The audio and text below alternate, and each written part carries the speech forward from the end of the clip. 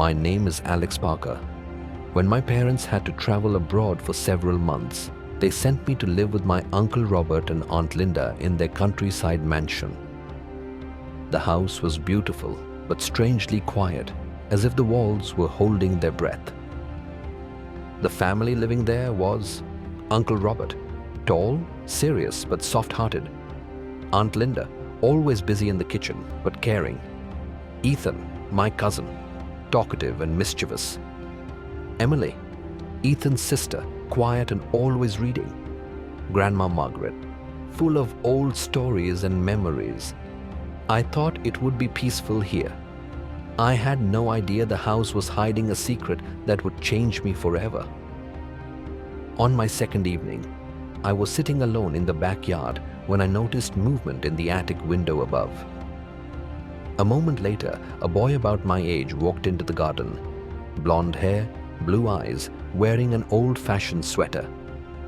"Hi, you must be Alex," he said with a smile. "Yeah, and you are?" "I'm Daniel. I live in the attic." We talked for hours about games, books, and the little town.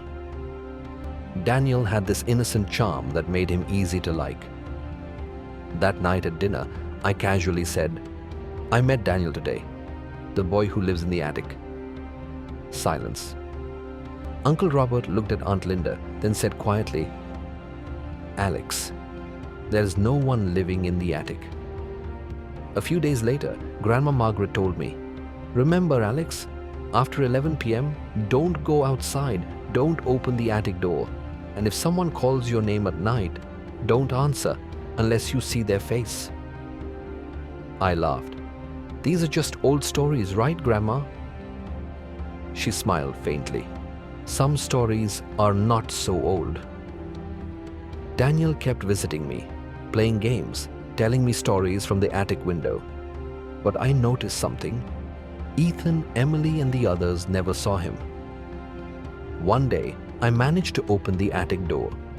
Dust covered everything: an old bed, a few toys, and a framed photograph. It was Daniel.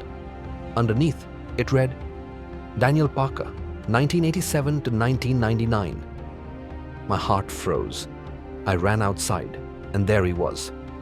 "Don't be scared, Alex. I won't hurt you." His eyes were sad. "I've been alone here for 20 years. That night, I fell from the stairs. Everyone thought I left, but I never really left." The next day, I told Grandma everything. Tears filled her eyes. "He was my grandson. Maybe meeting you made him happy again."